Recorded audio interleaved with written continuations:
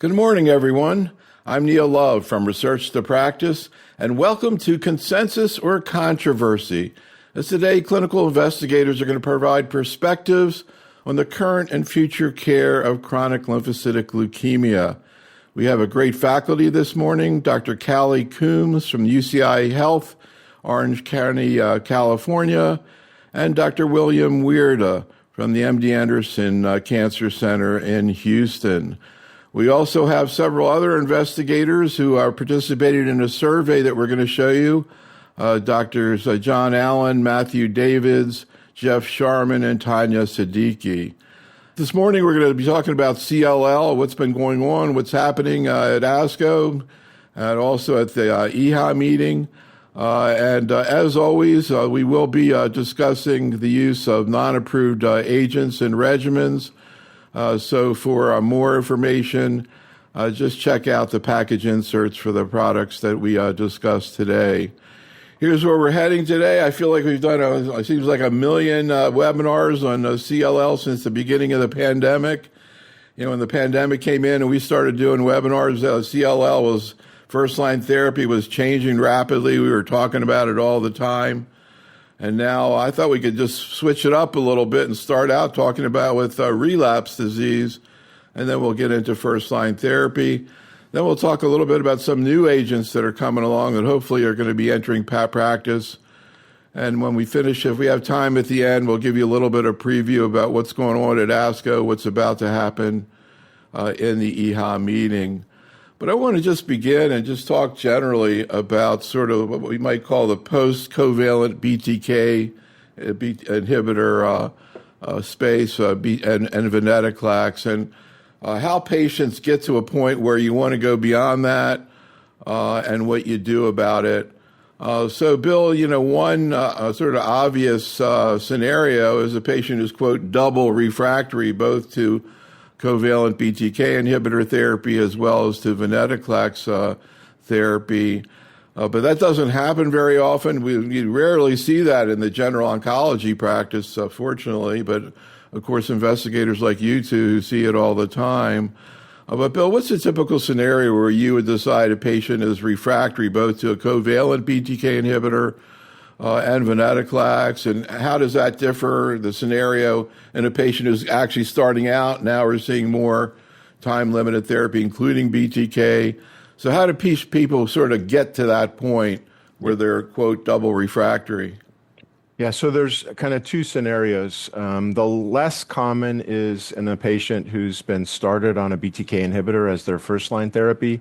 We know from long-term data from the RESONATE-2 trial that the median PFS in this frontline setting with ibrutinib is about 9 years. So patients have experienced extremely good long-term disease control with frontline ibrutinib.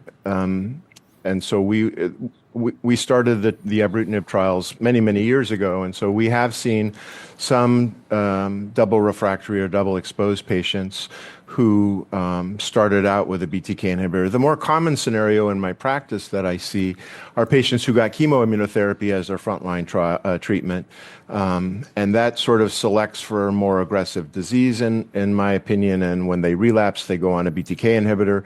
The median PFS for a BTK inhibitor in the relapse setting is about 4 years, so we see less effective disease control when BTK inhibitors are used in the subsequent line, and those are patients who usually progress on a BTK inhibitor and then go on to a venetoclax-based therapy and are your double refractory. So it's most of the time they're previously treated with chemoimmunotherapy, and then we've selected for refractory disease. Progression on treatment to me is refractory, so progression on, when we're talking about small molecule inhibitors, progression on ibrutinib, progression on acala or zanu. For the BTK inhibitors, for venetoclax-based therapy, progression on treatment obviously is considered refractory. That's kind of a less common scenario. Most patients will respond to venetoclax. There are some patients who progress on it, particularly if it's after a BTK inhibitor.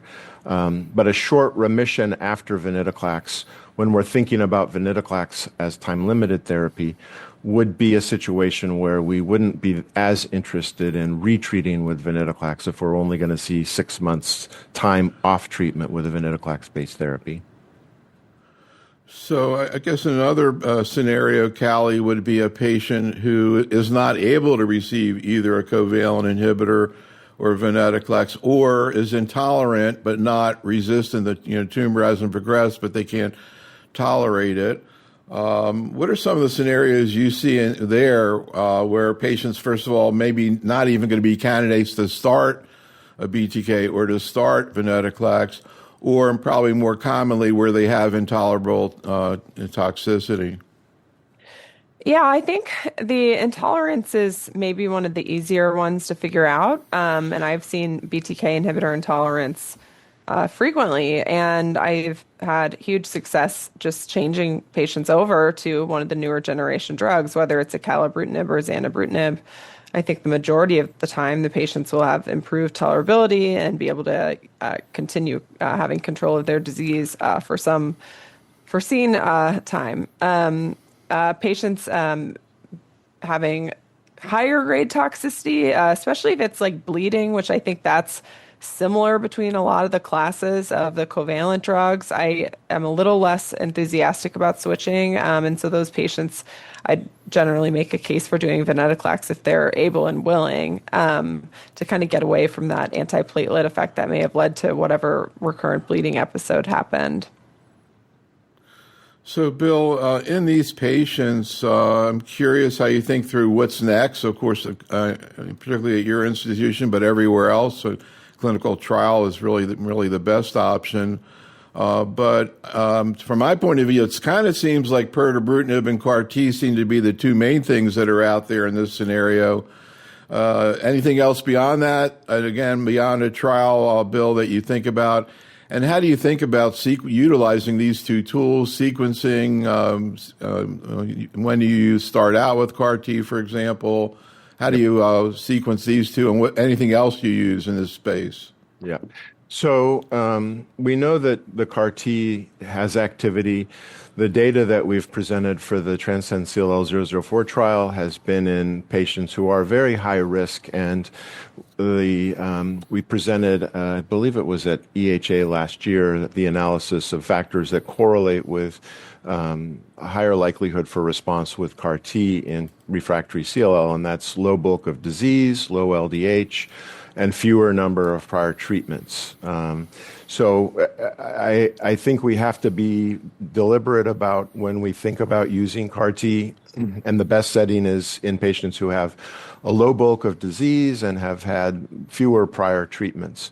When we see patients progressing and we're thinking about retreatment, then I'm more thinking along the lines of doing something to debulk them, to get the level of their disease down before I put them on a CAR T strategy. Pirtobrutinib is very effective at that, and so one strategy would be in a patient who's progressed after BTK BCL2 inhibitor-based therapy to put them on pirtobrutinib, bring the level of disease down, and then move them to CAR T as a strategy to have long-term disease control. We know the median PFS with Pirto, it's about 2 years. It's probably a little bit under 2 years. So you get responses with Pirto, but they're not a long-term response that we're looking for usually in patients who've had experienced great disease control up to that point. There are a few other agents that we use, but we're getting sort of out of the approved labeled indications for treatments. For example, I've been able to access epcoritamab for patients who I couldn't get Pirto or have failed Pirto and a CAR T, with Epcor being the CD20 bispecific antibody that is in clinical development and clinical trials for CLL. Other things that we've used that will debulk disease are high-dose methylprednisolone with a CD20 antibody, lenalidomide, the PI3 kinase inhibitors. So there are options, but in that setting, I get very nervous, and I still do have young patients who are going to allo stem cell transplant. So, Callie, what are your thoughts about this? And do Do you approach, again, in terms of what comes first or what you choose in terms of pirtobrutinib versus CAR T? And do you approach the patients differently if they didn't progress on BTK but couldn't tolerate covalent BTK? Yeah, I mean, I think the patients who had intolerance as opposed to true progression tend to have better outcomes. Um, their disease biology is, likely a less resistance phenotype. As far as CAR T and Perto being the question, I have not actually used CAR T in my practice. I have discussed it with a few patients who I thought would have been good candidates, but the patients elected not to take it a step further because I think they have understandable concerns between the efficacy and the potential for safety issues. But the ones that I offer it to anyway are, the younger, fitter patients that value time off therapy because I do think it can offer that value. I mean, Perto is something that patients are on indefinitely, and the progression-free survival, while good, is finite. And then they'll need their next therapy after that. And so, would it be better to do the CAR T before? I think none of us know, but I think it's a very reasonable approach in that setting. So we'll get a little more input in terms of what the faculty thinks, but just curious, the question's been out there for a while, Callie, is in terms of tolerability of pirtobrutinib indirectly compared to the second generation covalent inhibitors. The numbers look better. Can you see a difference yourself in practice? I think it probably is the most well-tolerated BTKI, and I say that with hesitance because I haven't had quite the number of patients on Perto as I have had the other drugs. But the other thing is patients usually aren't on Perto as long. So with all those caveats, I've had a great experience with it as far as tolerability. I haven't had any patients have issues where he or she needed to come off. I have seen the neutropenia occasionally. It's often been transient. Otherwise, I haven't really seen high-grade toxicity in a pretty large amount of patients treated with the drug in my own hands. Bill, what are your thoughts? And also in terms of cardiac comorbidities, last night we did a program on NHL, and somebody brought up ventricular arrhythmias that were seen with ibrutinib. Any in terms of indirect comparison of Perto cardiac issues, including ventricular, any comments on that? Yeah, so the main drug that we have seen historically, ventricular arrhythmias and sudden deaths with, has been ibrutinib. I have had patients where that has happened with who have been on ibrutinib. I have not personally had any patients on the second generation covalent BTK inhibitors experience ventricular arrhythmias, acalabrutinib and zanubrutinib.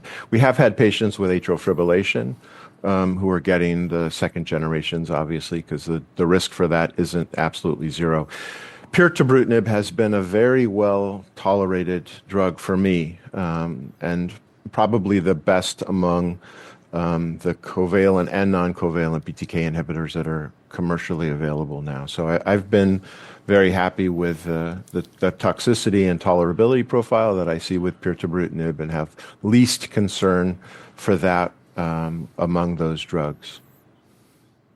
So let's take a look at the survey here. First, we asked the faculty when they use pirtobrutinib.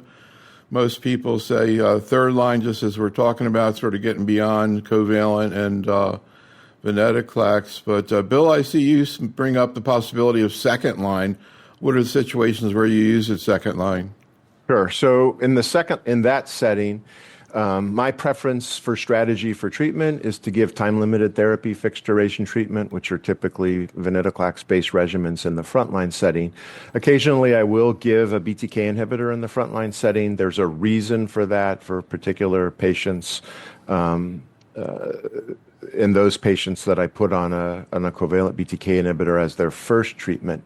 And so when those patients go on a covalent BTK inhibitor and then progress and need their next line of therapy, the obvious choice to me isn't venetoclax-based therapy in the second line in that setting, because there's a reason I didn't put them on it in the frontline setting.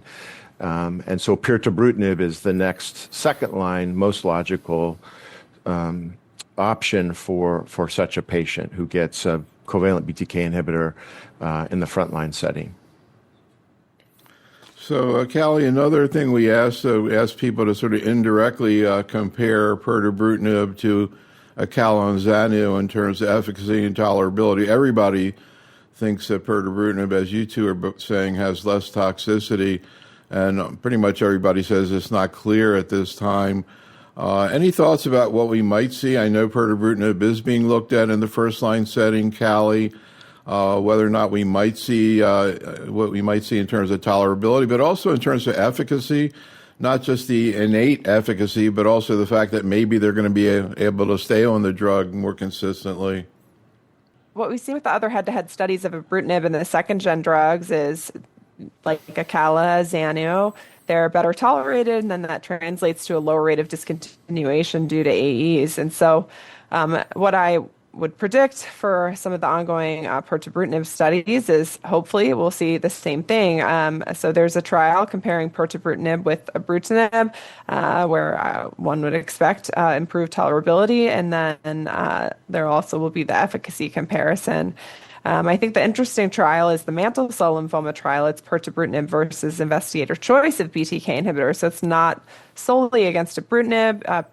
The investigators also have the option of choosing acala or zanu for their patients, but I think it will be informative to see the head-to-head follow-up, especially hoping, that patients will be on the drug for a lot longer, given that these are earlier lines of therapy, and maybe get a little bit more of a window into any potential for longer-term toxicities, or, do discontinuations increase when patients have to remain on the drug for longer. So, Bill, we also asked about the chance of withholding, discontinuing therapy, and for the reason why. And when you'll see in the slide deck, I'm not going to show it, that for acala and zanu, the numbers are somewhat higher, considerably higher in terms of the chance of withholding or discontinuing. For example, here's zanu, and then we compare that to pirtobrutinib. But when you do have to hold pirtobrutinib, Bill, what's it for? What are the typical reasons? Cytopenias, usually neutropenia. I have a lot of experience with pirtobrutinib monotherapy.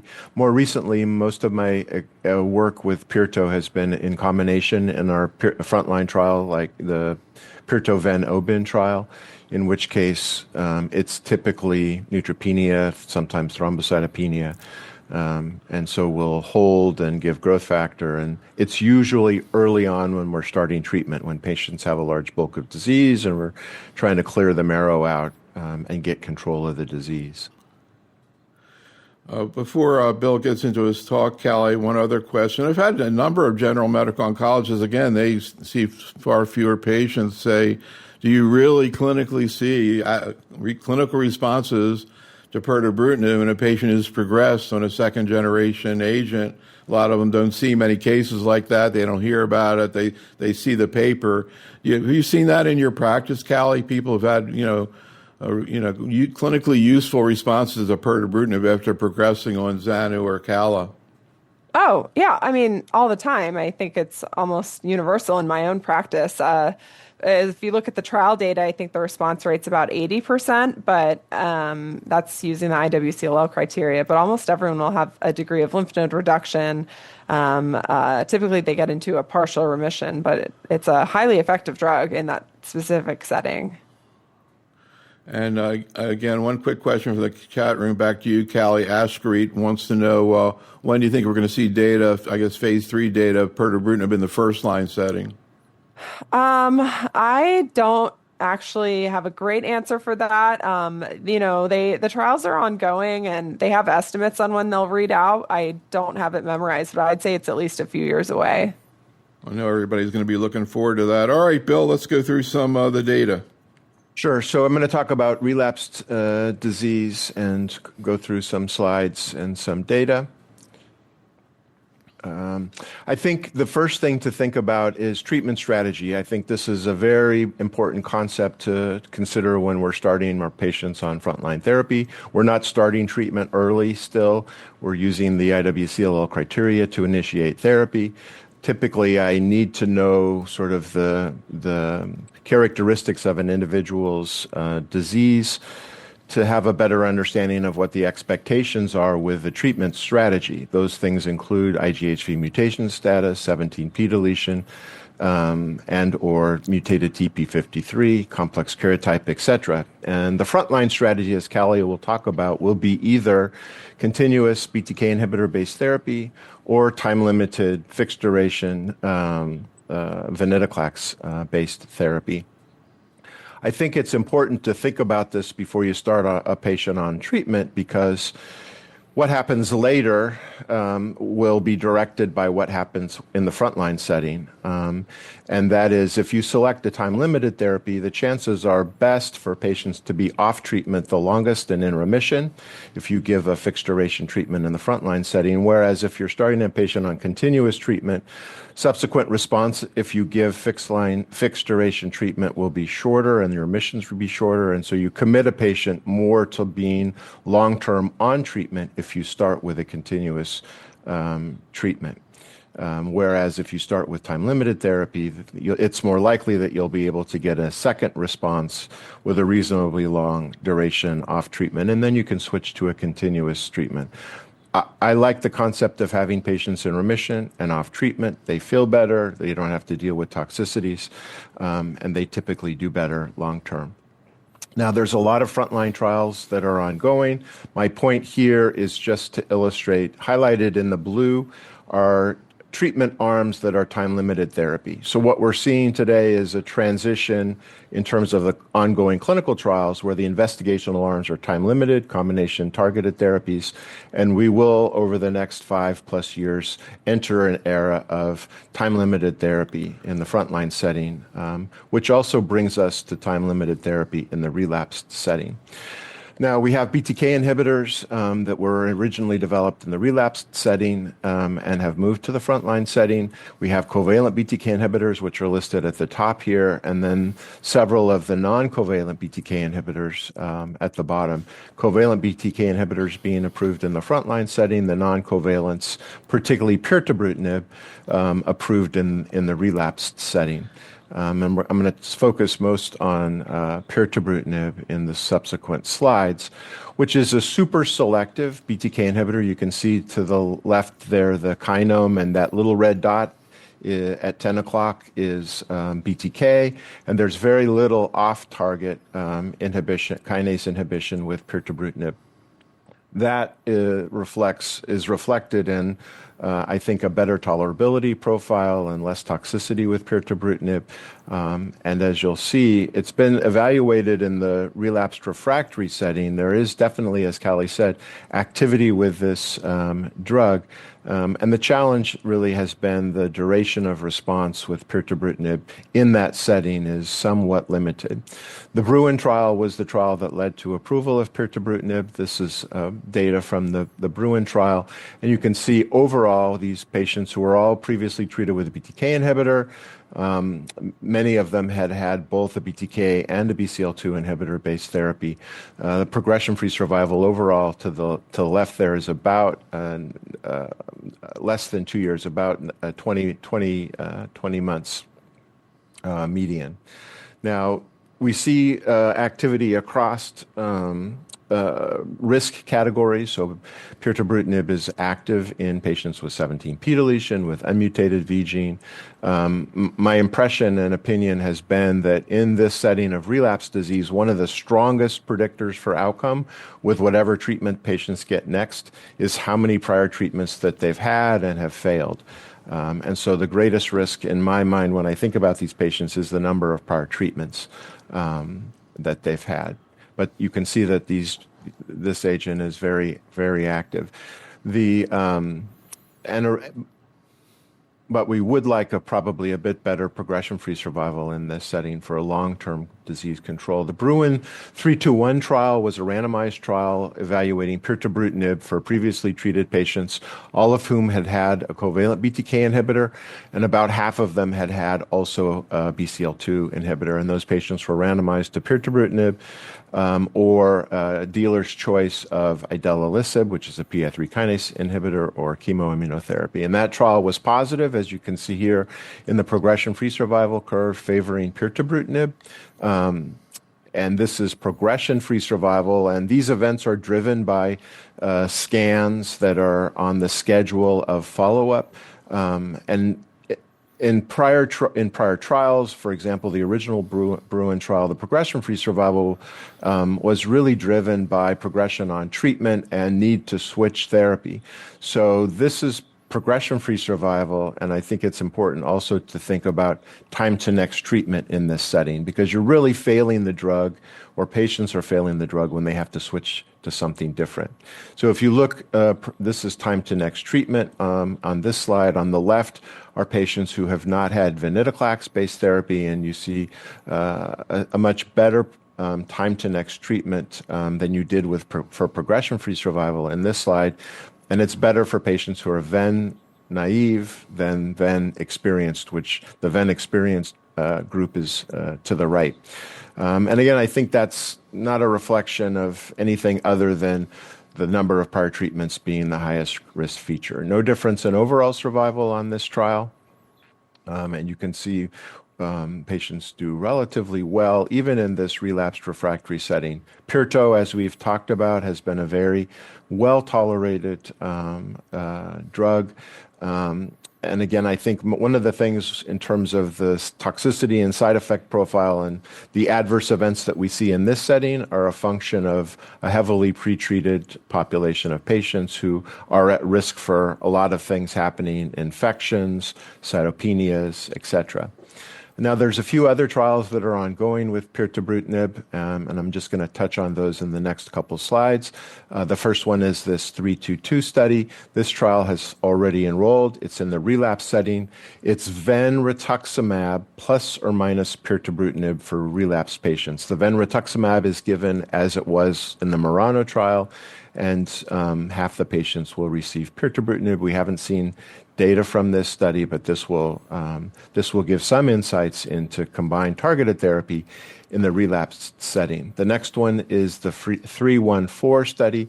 This is for both previously untreated patients and patients who are previously treated but not with a BTK inhibitor. And this is a head-to-head comparison of pirto versus ibrutinib. So this will be informative, but ibrutinib is a bit of the redheaded stepchild that it's easier to beat up on because we see more side effects and toxicities with ibrutinib, and it's not as well tolerated as the second generations. But this trial will give us some perspective on a head-to-head comparison of pirto versus ibrutinib.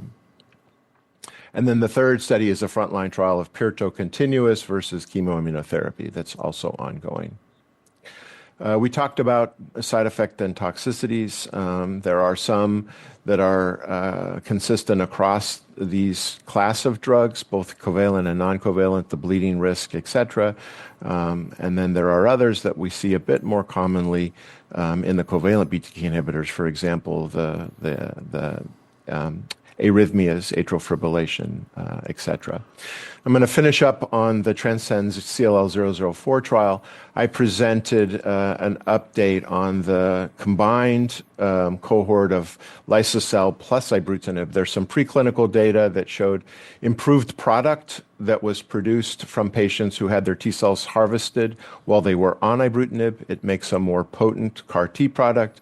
And then there's other data where patients received CAR T combined with ibrutinib, and the impression was that there was better efficacy and better tolerability in that setting. So there was a cohort on the Transcend CLL-004 trial with a combination of liso-cel plus ibrutinib. We saw a higher response rate, higher CR rate in this cohort than we did with liso-cel monotherapy. And we saw reasonable durability to the responses as reflected here in progression-free survival, overall survival, and the toxicity profile, in my opinion, is similar to what we saw with lysocell monotherapy.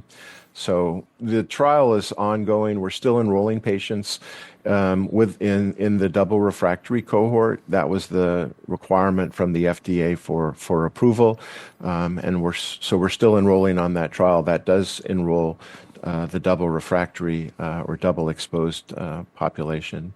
But I think there's a role for CAR T, and I hope that we will be able to figure out how to optimize its efficacy and reduce the toxicities that we see.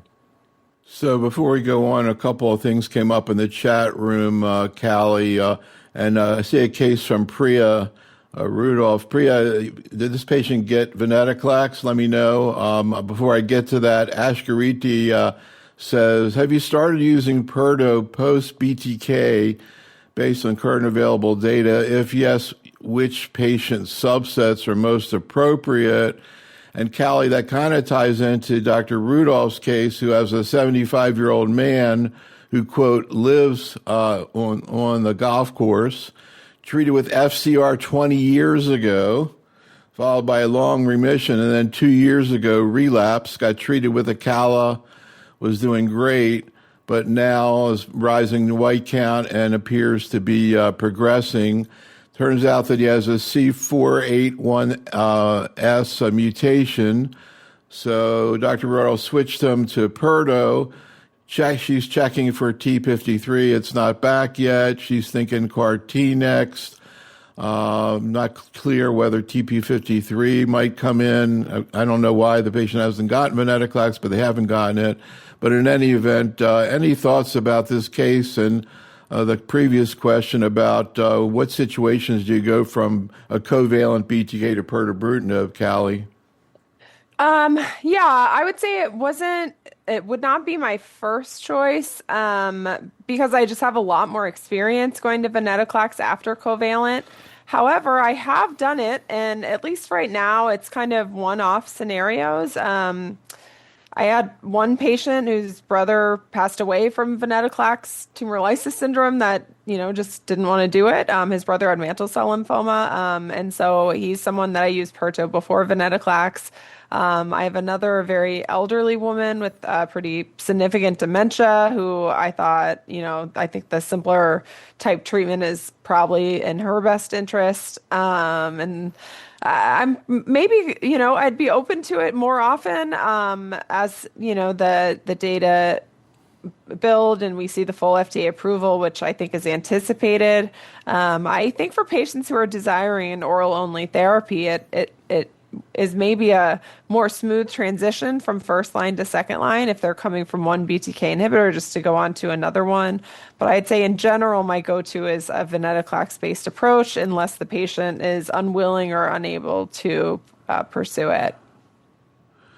Bill, anything you want to add to that? And also, does it matter what type of mutation? This was a C481, I don't know if it's like 1.5 or 1S, but does it matter what type of mutational profile the patient has in making your decision about pirtobrutinib? It does. So just one quick comment. In terms of the big picture for this patient, they've had chemoimmunotherapy, they've failed a covalent BTK inhibitor, they have a mutation. You have to be thinking strategically about how to get good long-term disease control for this patient. If you put them on Pirto, for example, I showed the data in a Ven naive, the median PFS is going to be about 2 years. So you have a 2-year timeline, which for oncology, it doesn't sound too bad, but for CLL, it's not that great. In the era of small molecule inhibitors. So for that patient, I would be thinking strategically about what's the long-term plan and how can you get the best long-term disease control for that patient.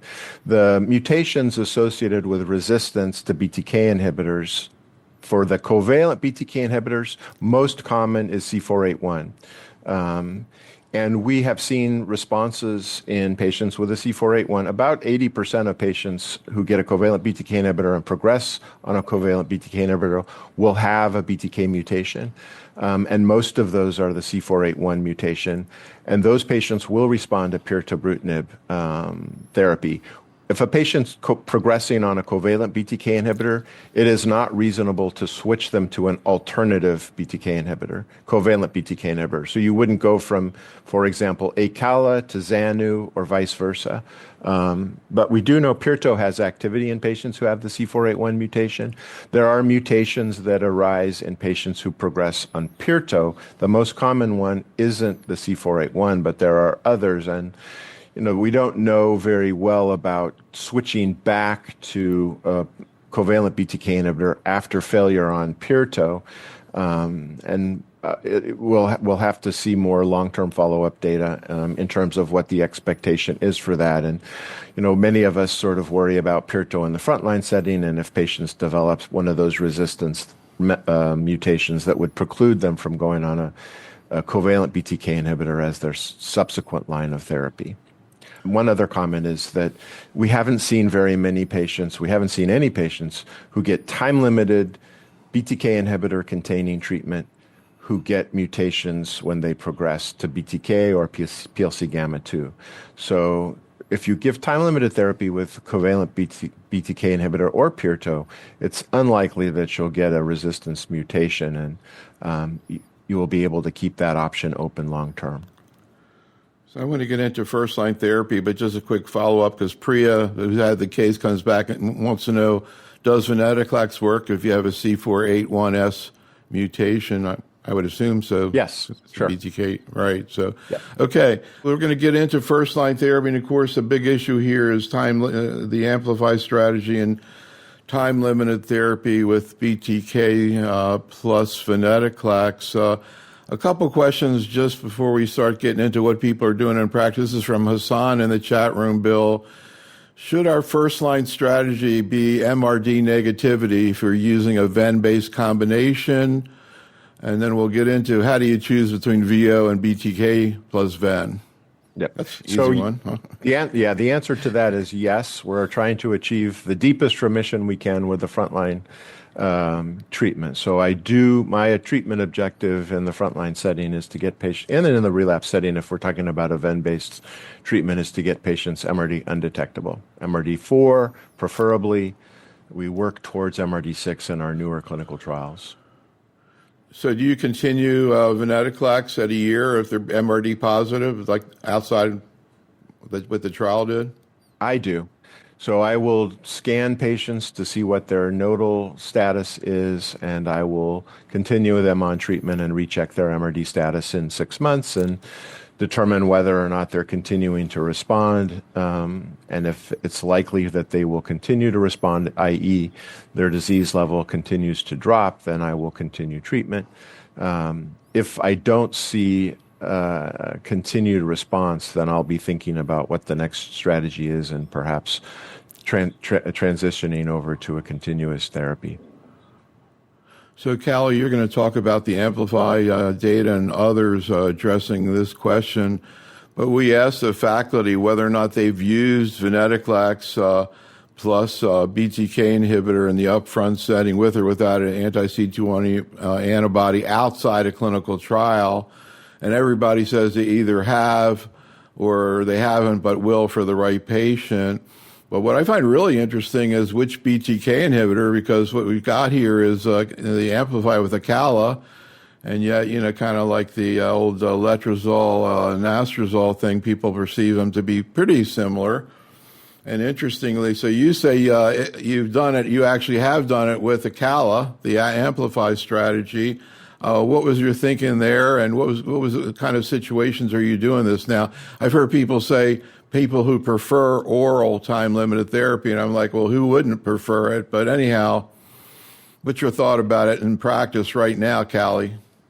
Yeah, I mean, the one patient I've used an Amplify-like regimen in was a younger woman in her 50s who had very bulky disease and also unmutated IGHV. And so I felt that the triplet was the best option for her. And, we discussed the risk of infection, advise her to get caught up on her vaccines beforehand. And, I think when you're that young, I think depth of remission is an important goal because you want to then be able to have that hopefully very long time off therapy until your next treatment. We know bulky lymphadenopathy and unmutated IgHV are both independent prognostic features for shorter remissions following ven-oben without the Acala. And so one would hope that the triplet would improve upon these. And at least what we've seen from the Amplify trial, but also Matt David's study of AVO, which is a different because it's a potentially longer duration, show excellent outcomes. I like Acala because, that's kind of where we have the biggest wealth of data. I think it is a extremely well-tolerated drug. And so when you're kind of doing doublet or triplet therapy, it's good to have a partner that's hopefully not going to cause too much trouble with respect to any additive or cumulative toxicities. And that's, I think where our registrational data lie as well. And so maybe I'm just kind of a by-the-book doctor, but that's why I would prefer Acala. So, Bill, whenever we do these kind of exercises, I always make sure to include you, not only because you're one of the great authorities on CLL, but you always give a few interesting answers. And I was pretty interested by the fact that you chose ibrutinib as your combination. Would you like to explain why? Sure. So we've done a trial that we started back in 2015 with ibrutinib plus venetoclax, and I participated in the Captivate study. So I have quite a bit of experience with ibrutinib plus venetoclax. And subsequently, we did a trial with acala-ven, which was randomized for patients to receive early obinutuzumab or no early obinutuzumab, so early triplet versus late triplet. And my impression has been that ibrutinib plus venetoclax is a very, very effective combination. Now, we have problems with ibrutinib sometimes with toxicity. It's better tolerated in younger individuals, so I will use ibrutinib plus venetoclax combination in a setting of patients who have an unmutated immunoglobulin gene, because we know those patients do exceptionally well in terms of getting an undetectable MRD status. And I'm not reluctant to use ibrutinib in younger patients because we see less toxicity with it. So I'm more inclined to use ibrutinib venetoclax for young patients with an unmutated immunoglobulin gene. For older patients, I shy away from ibrutinib. I would favor acalabrutinib, and I would probably favor the triplet of acala-ven-oben in that setting because our experience has been that the triplet is better than the doublet when you're using acalabrutinib as the BTK inhibitor. So in a second, we'll ask Callie to go through some of the voluminous data that's come out over the years, but particularly focusing on new data. But first, one quick follow-up from the chat room. Bill from Purvey wants to know, I'm sure in response to what you just said about MRD. So the question is, which MRD test is best to use, flow cytometry, MRD, or NGS? Will the latter be reimbursed by insurance? Is it ready for prime time in the community? I don't think it's ready for prime time in the community. I think we're going to need to see the MAGIC data and some other data sets that will support using MRD to direct therapy. Right now, the only FDA cleared assay is the NGS assay, which is the clonoSEQ, and people need to realize that you have to have a pretreatment sample sent in order to get an MRD measure after treatment. So you have to have a pretreatment sample sent that they can do the clonality and then the subsequent evaluation. That test will get you MRD6 or 10 to the minus 6 sensitivity. It's easier for us to get flow data because we do that in our clinical lab. The turnaround time is like a day, so it's a little bit easier, but it's not as sensitive. The flow isn't as sensitive, and we haven't had any reimbursement issues when we're checking MRD status at end of treatment. If we're doing serial MRD testing, that's where we get into a sometimes difficult situation with reimbursement. All right, Callie, let's see what's new in first-line therapy. Okay, great. So, great to be here. We have a lot of new things in first-line therapy. So I thought for level setting, we could take a look and see what the guidelines said. I accessed these just a little over a week ago, but there have been a number of additions based on the Amplify trial, which we'll review in my talk. So the guidelines still divide up patients without del17p, which I show here, versus with 17p, but there's not really much of a difference. I mean, there's a specific note in the patients with 17p to advise specifically against chemoimmunotherapy, and there are no category 1 regimens in first line owing to the smaller number of these studies. But the preferred treatment regimens end up being the same. And so we see the BCL2 containing regimens as preferred. Then with Oben is a category 1, but they also now list Ven with Acala plus or minus obinutuzumab as a category 1 based on the Amplify trial. And of course, the treat to progression therapies are still excellent option. The ones that are preferred is Acala with or without obinutuzumab or zanubrutinib. Ibrutinib is now relegated over to the other recommended regimen category owing to its less favorable safety profile. So ibrutinib obviously was, I think, a true game changer in CLL. Here we can see the long-term follow-up from the Resonate-2 trial presented at EHA last year by Jan Berger. What this shows us is that the median progression-free survival for ibrutinib-treated patients has been reached. It's 8.9 years, of course, dramatically superior to the comparator arm of chlorambucil. There's also an overall survival benefit, and keep in mind they did stop following patients kind of on the tail end of the curve. But nonetheless, frontline ibrutinib is a hugely effective treatment for patients in the front line. However, from some studies in the relapse setting, this is where ibrutinib has now fallen out of favor because it isn't as safe as our second generation drugs. And so the Elevate RR trial, acalabrutinib was non-inferior with respect to efficacy. However, it was quite a bit safer. It had lower AFib flutter and lower hypertension. The Alpine trial led to the approval of Xanu, which was actually superior efficacy compared to ibrutinib. It had lower AFib flutter, but it had similar hypertension. But nonetheless, these are the two agents that I'm now pulling for when I'm thinking about a covalent BTK inhibitor in my patients over ibrutinib.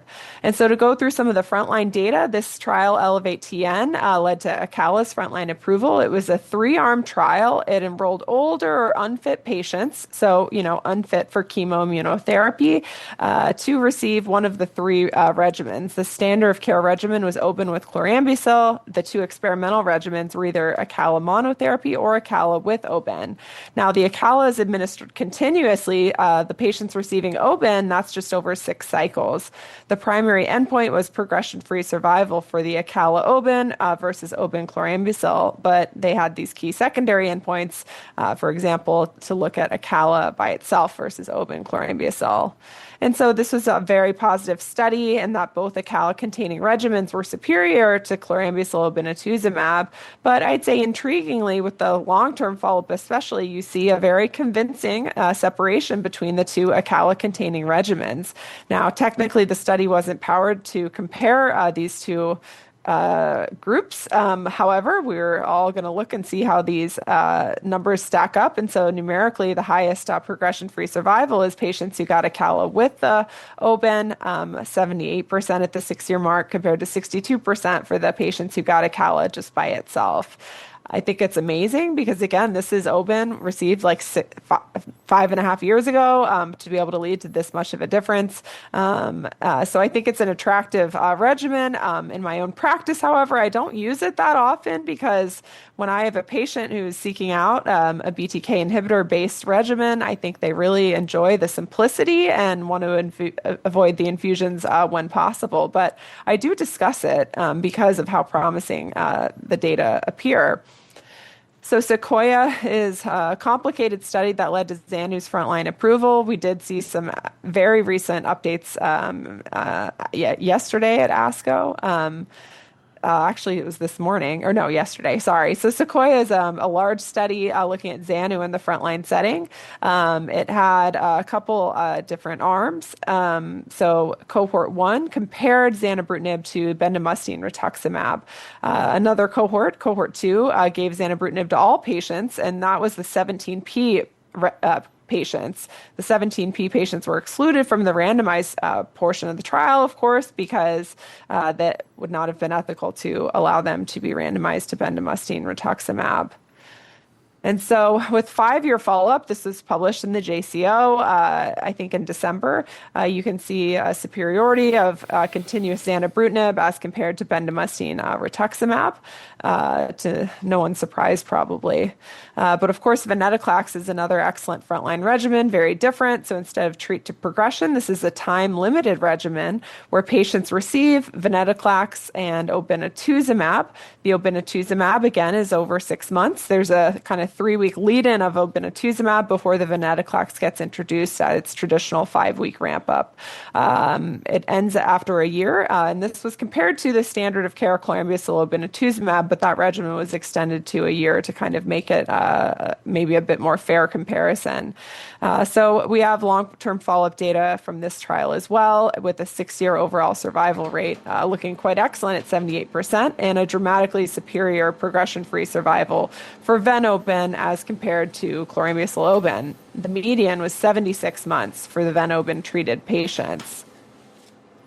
We do know, however, that Ven-Oben doesn't quite perform as well in patients with higher risk markers, and so most striking is patients with TP53 aberrations, where their progression-free survival is 51.9 months. That group was pretty small. It was only about 25 patients out of the entire study population. The unmutated IGHV patients also have a shorter PFS, but not quite so different from the overall study population, where it was 76 months. The unmutated patients were 65 months. So that was older patients. The young fit patients were able to be enrolled in the Gaia trial, also called CLL13. This was a very large study, almost 1,000 patients. It was 4 arms. The standard of care arm was a chemoimmunotherapy arm, but the experimental arms were different venetoclax-containing regimens. Either venetoclax with rituximab over a year, venetoclax with obinutuzumab, or the triplet of obinutuzumab and ibrutinib, and they had a co-primary endpoint to look at both undetectable MRD and progression-free survival. And so with 4-year follow-up of the CLL13 trial, it supports the superiority of regimens that contain venetoclax with obinutuzumab. The patients that got the triplet didn't have dramatic improvement in PFS when compared to patients who got the doublet. But patients who got Ven and Oben, whether by itself or with ibrutinib, had much improved outcomes compared to patients who received the chemoimmunotherapy or VR. And so I think this is kind of the nail in the coffin, so to speak, for using rituximab in combination with venetoclax, assuming you have availability to obinutuzumab, which clearly is the superior antibody with respect to efficacy. So the newest frontier is combining a BTK inhibitor with a BCL2 inhibitor, and there's a lot of mechanistic rationale for how these classes of agents can really complement each other to eliminate both the resting and dividing CLL subpopulations. The Amplify trial is one of the most recent updates to our therapeutic armamentarium, but the idea behind this study is it enrolled fit patients with CLL to one of 3 regimens. The standard arm was FCR, BR chemoimmunotherapy, and then the 2 experimental arms were Acala with Ven or Acala with Ven plus Oben. it was a 2-cycle lead-in of Acala before the introduction of the venetoclax. And so patients were on the Acala-ven for a total of 12 cycles, so a 14-cycle regimen, and the Oben was the usual 6 cycles early on.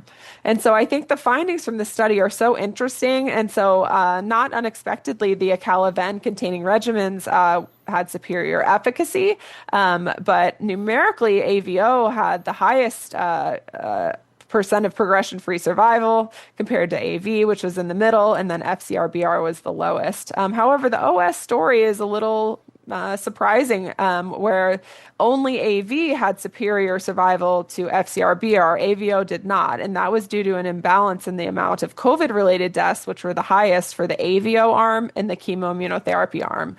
AV definitely seemed to have the best safety profile. The other surprise is the MRD rates. So the MRD rates were actually kind of low in the AV arm. They were highest in the AVO arm, and then the chemoimmunotherapy arm was higher than AV, but this, didn't translate into progression-free survival. So I think we see a bit of an uncoupling between this, endpoint that all of us investigators are excited about, MRD, with the more kind of tried and true clinical endpoint of progression-free survival. And so here's the censoring analysis when you kind of remove the COVID deaths, where now both the Acala-ven containing regimens are looking superior, showing that, of course, the COVID deaths played a huge effect on the outcomes for the intent to treat population. And so that study excluded 17P patients. However, I just wanted to mention that there are data to support using AVO in patients with TP53 aberrations based on this phase 2 study run by Dr. Davids at Dana-Farber. It's a little complicated because it's not a fixed duration. There were MRD-guided endpoints and stopping points where patients could opt to prolong therapy.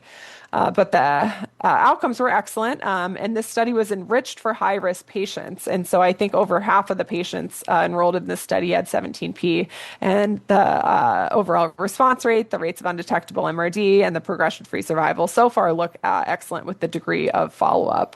The study I'm looking forward to is MAGIC, which will compare A plus V to Ven-O. It's not exactly standard of care Ven-O, so there's an MRD-guided point where if patients are undetectable, they stop at the usual time point, but if they're positive, they can prolong for up to a total of 24 cycles. And this is a non-inferiority design, so that'll be something to look forward to. And then the last doublet that's exciting is sonrotoclax with Xanu. We've seen the phase 1/2 data, highly efficacious. Almost all patients respond, and almost no one, if anyone, is progressed in the frontline setting. However, the follow-up are quite short, but there is a phase 3 study using this doublet, Xanu sonrotoclax, which is being compared to venetoclax obinutuzumab, that maybe could lead to a registrational approval if Xanu sonrotoclax proves to be superior. But this one will take probably several years to read out. So obviously we have a lot of options in CLL, and I think it ultimately comes down to a good discussion with your patient and shared decision-making based on what the patient favors, what his or her comorbidities are, con meds, and then kind of preferences, I think, still play a huge role in the decision-making. And so with that, I'll conclude that, yes, we have several effective first-line options. I don't think we're ever going to have a one-size-fits-all first-line regimen, and I stress the importance of shared decision-making to select the best therapy for any given patient. So I'm going to take the moderator's prerogative and just show you the slides that we were going to discuss that Bill has on some new approaches, and you can check out these papers. But I've got to get in a couple questions from the chat room. So, Bill, a question from Lyle, who saw a new patient this week who's been on a covalent BTKI for 6.5 years and is MRD negative. He wants to know, would it be reasonable to hold do time-limited therapy or stop the BTK at this point? I think so. I mean, I get this question not uncommonly these days. And so it's interesting to me that there are some patients, and it typically is for patients who have a high-risk feature, 17p deletion, et cetera, who are reluctant to stop, even if they're MRD undetectable. But these days, if a patient's interested in stopping treatment and they're MRD undetectable, I don't think you're harming anything by holding their treatment at that point and then monitoring them reasonably closely. So, Callie Bacher wants to know, how common is TP53 when 17p del is negative by FISH? Quote, many labs check only FISH, but not NGS. Yeah, that's a good point. And I think it's something that often gets missed. I think it's maybe around 5% of patients can have 17p mutation without the del 17p. Often they co-occur, but you will miss a subset of patients if you don't do the sequencing, because they also can occur in isolation. And this is frontline data. Yeah. So, Bill, final question to you again from the chat room. I'm showing you some of the papers from EHA as well as ASCO. So, final question from Namita. Bill, would you re-challenge a patient with venetoclax who got time-limited therapy 3 years ago? Yes. And roughly what is your cutoff to re-challenge? In general, it's about 2 years because I want to extend the time off treatment longer than the time on treatment. So in the relapsed setting, venetoclax is usually 2 years of treatment. And so the general rule of thumb is a 2-year remission after a venetoclax-based therapy to justify retreatment with venetoclax. Now, we're seeing very good results these days with our combined targeted therapies in the relapsed setting. And so, for example, we're about to open a trial with pirtobrutinib in the relapsed setting. So the answer to that question may change depending on what we see with these combined targeted therapies in patients who've previously had a venetoclax-based therapy. So, Callie and Bill, thank you so much. Audience, thank you for attending. Be safe, stay well. Have a great ASCO. Have a great day. Thanks so much, Thank Callie. you. Thanks, Bill. Thank you.